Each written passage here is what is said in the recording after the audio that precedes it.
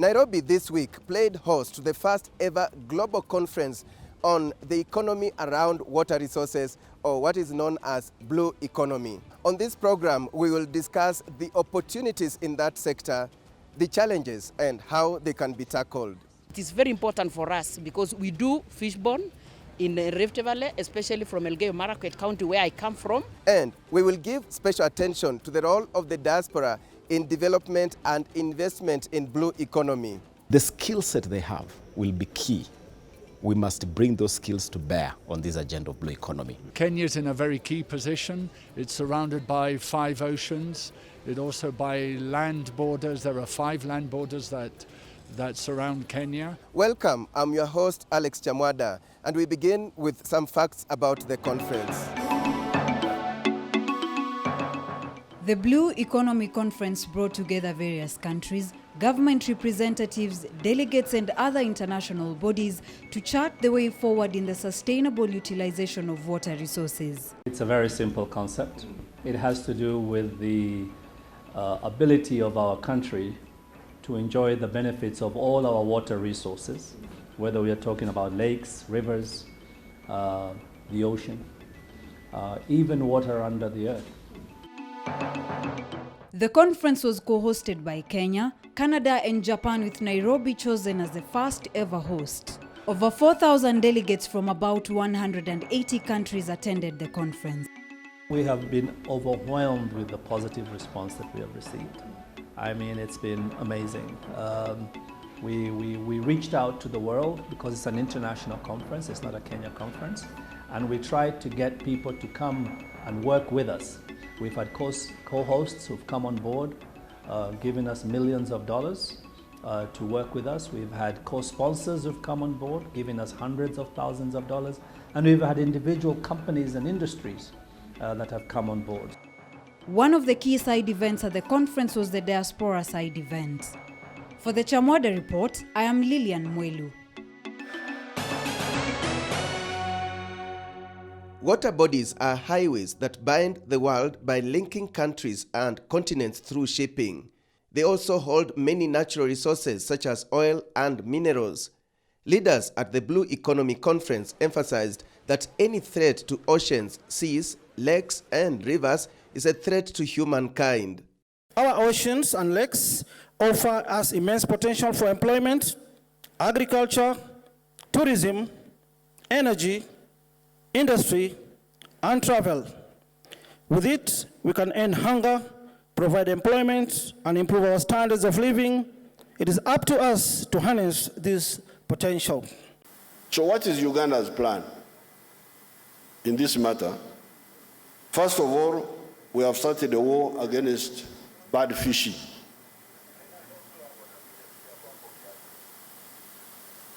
We are still using crude methods. Unashika mwizi wa samaki, you just get hold of him.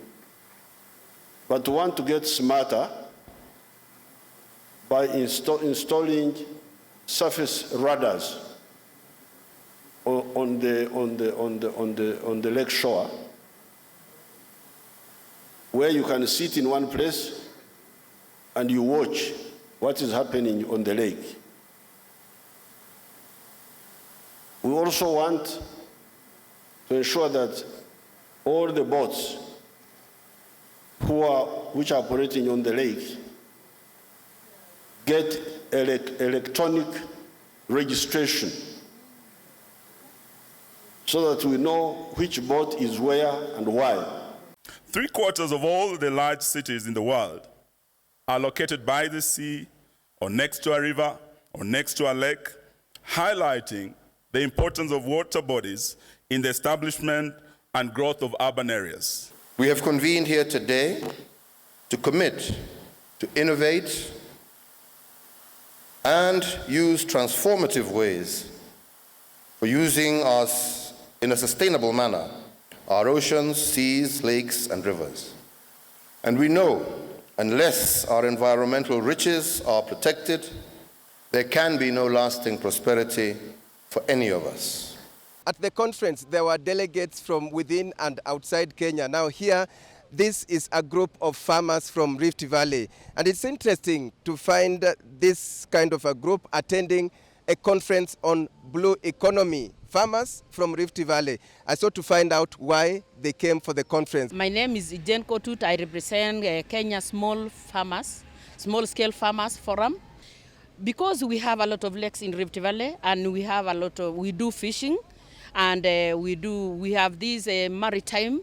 It also helps for us because when we talked about the women empowerment, it was so inclusive, because we learned a lot as women, and a lot of women nowadays, when we have these women groups, we have started the fish bonds in Rift Valley. Wakati nyingi Baringo, wakati mwingine inaweza nyesha mvua kubwa na inaleta maafa nyingi sana katika kaunti yetu. Hii badala hii maji yetu kwa maafa kwetu, itatusaidia hata kufanya kazi, kutega hizo maji isiharibu nchi yetu na watu wetu wasiharibike tena.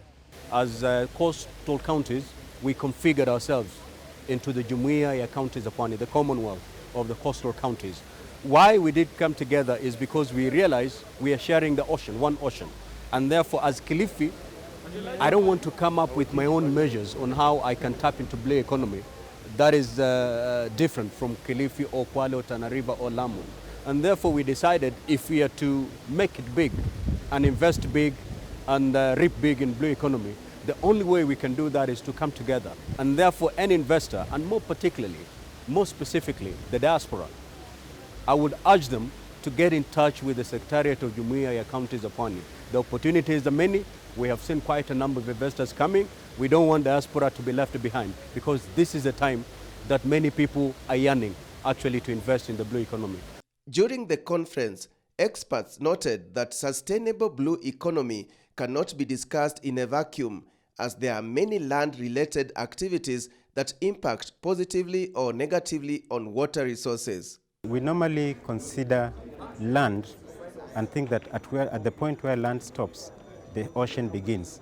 But that's not true, because the land and the ocean are interconnected. So whatever is happening on the land side is going to affect the ocean. So all these activities you see happening in the big cities, we do a lot of dumping. Kenya recently banned plastic. This plastic was finding its way into the ocean. It was choking the coral reefs and seagrass beds. It was choking the marine environment. The same thing with the lake region. Whatever is happening in the catchment areas for all those rivers that are draining the Lake Victoria is finding its way into the Lake Victoria.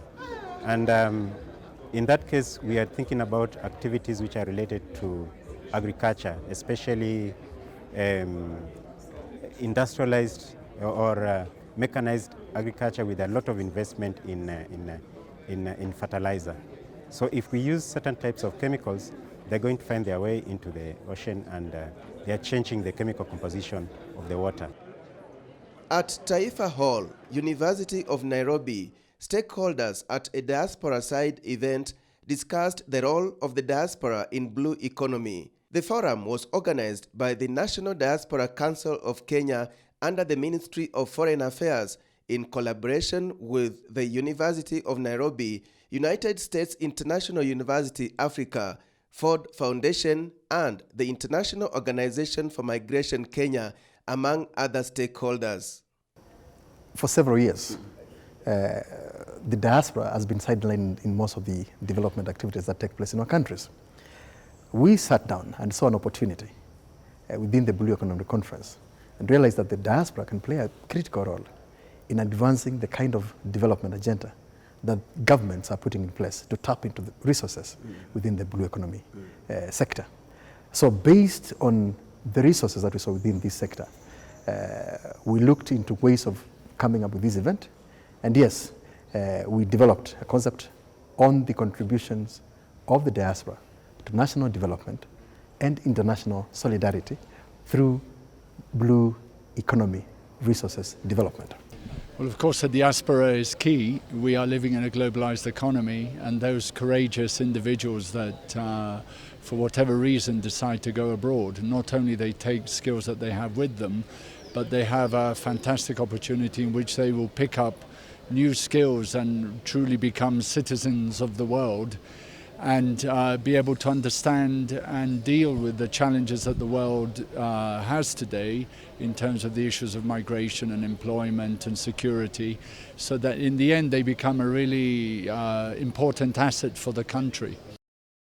The output will be a Diaspora Blue Economy Plan of Action that could be considered and adopted by diaspora stakeholders to enhance the role of the diaspora for national development and global solidarity. So the skill set they have will be key. We must bring those skills to bear on this agenda of blue economy. So whether we are talking about maritime security, we know that we can find Kenyans with experience and knowledge and skills in maritime security.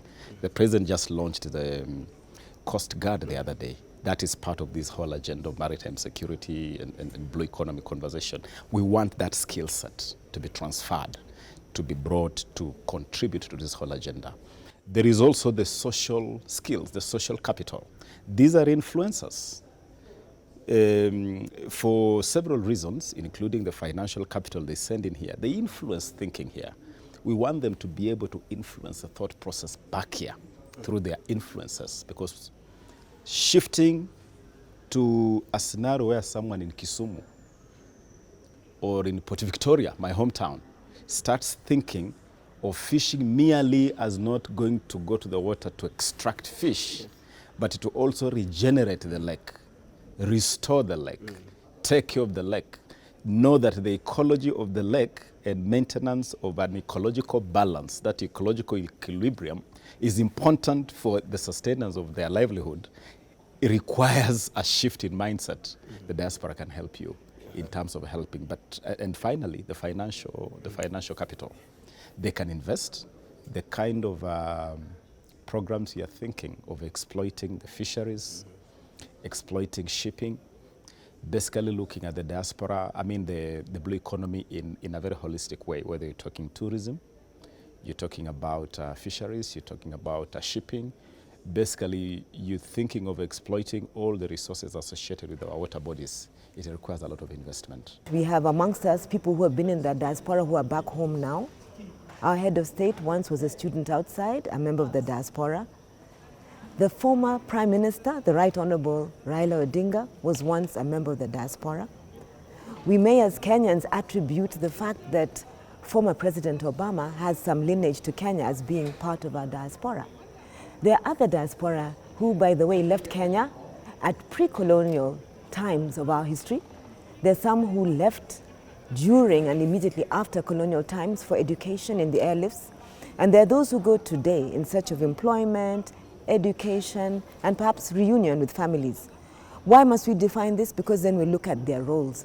Some of them, their roles is indeed to get an education, to empower themselves, their families, and perhaps come home. For others, they're out there to work and send back remittances if they can to their immediate family as part of the larger Kenyan economy, but also to sustain themselves honorably out there. We form part of the intellectual and thought leadership abroad, and we have Kenyans who have been voted into very many senior positions in governments outside. We now take a short break. When we return, the challenges the diaspora faces and how they can be tackled.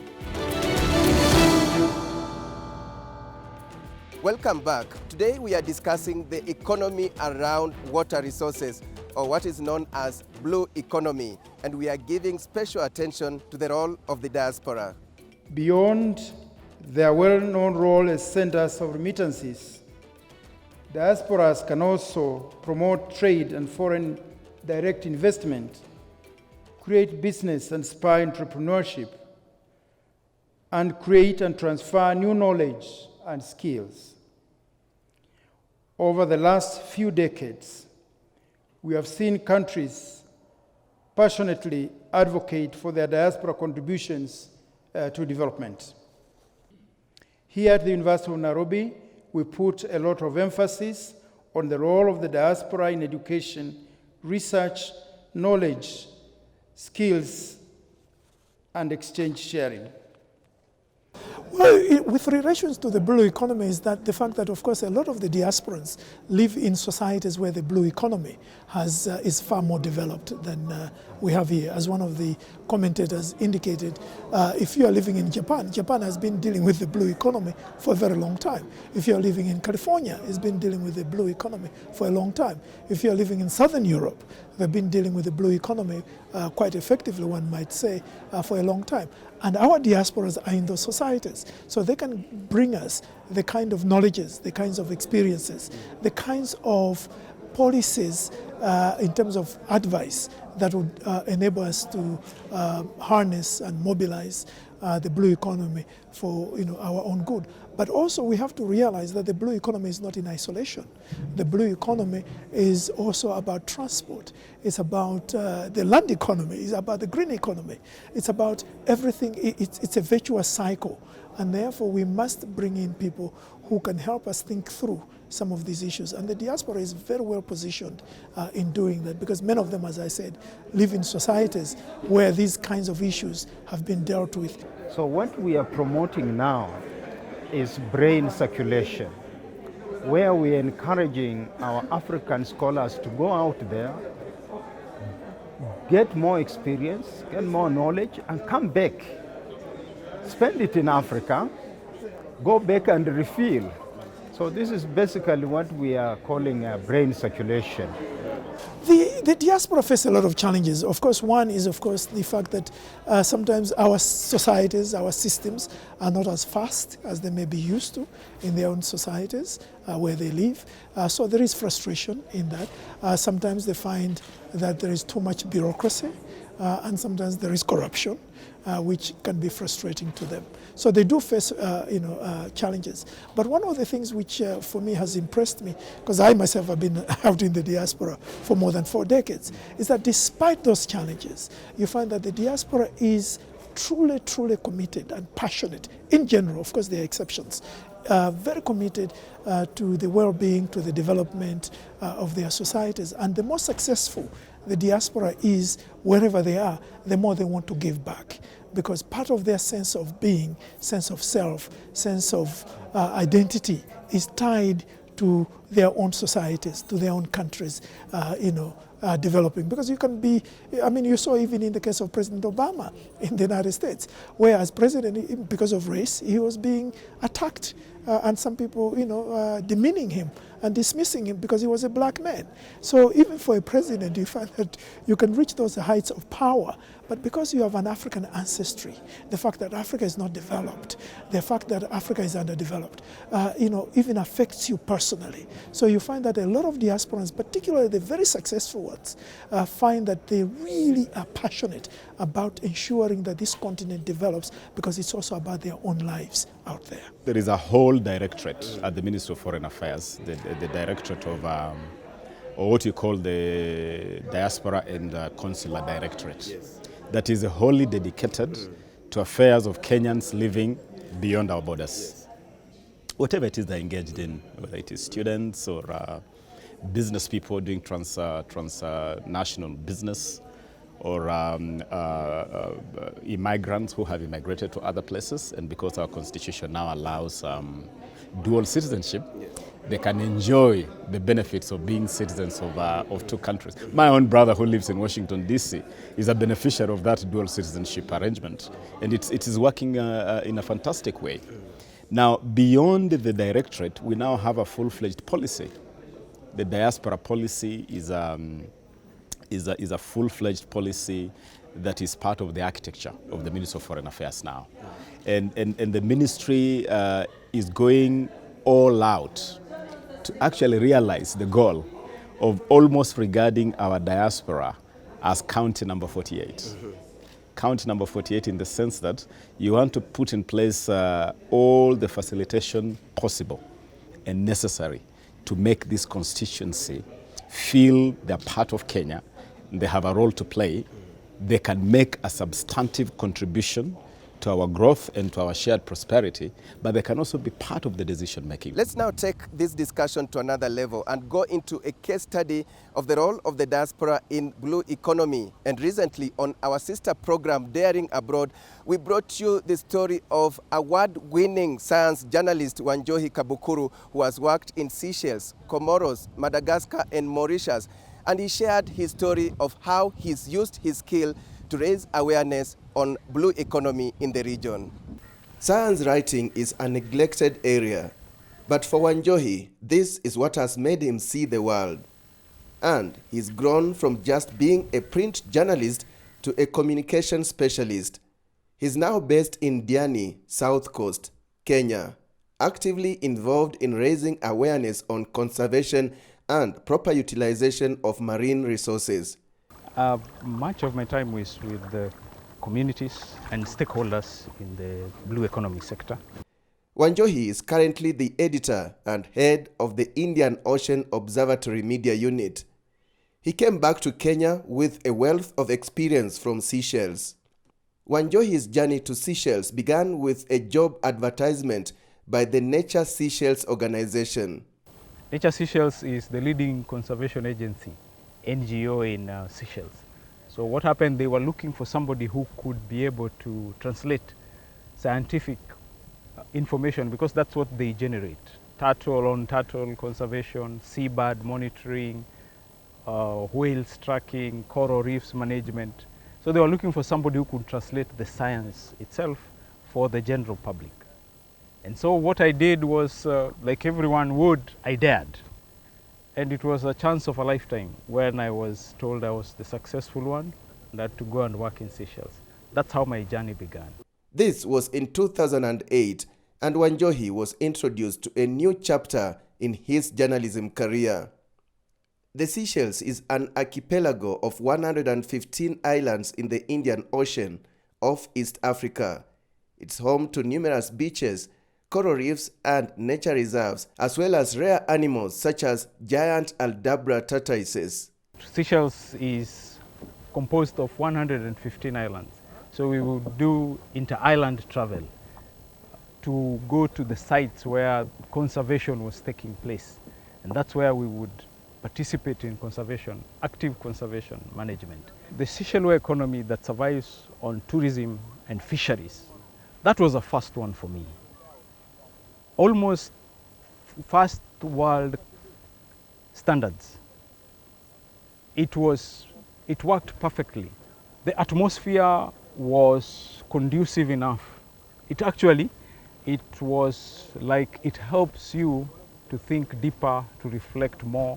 It helped me see not the tiny Seychelles, not the box that is Kenya, but now you see the entire ecosystem as one. From Southern Africa, Madagascar, all the way to Somalia, up to Eritrea, then combining and boxing the whole Western Indian Ocean, from Maldives going downwards, all the island states. And it's what actually now pushed me to 100% ocean conservation and communication. Blue economy communications, 100% write-up is now on how other ecosystems merge with the oceans. Seychelles, he says, has a system that works when it comes to management of beaches. For all those years I stayed there, there was never anything like even anybody disturbing a tourist. No way, no one. They wait for you in their stalls, in the shops. You either come in or you don't. And they will still be comfortable because they know the way the system is designed, the tourist will definitely buy something. Here it's free for all. Here it's free for all. That dugout canoe, the dhow there, you will never find such in Seychelles or Mauritius. They have modern boats. All of it the fishermen themselves can afford, and not as a group. Then you have beach police, which is something we also need to look into.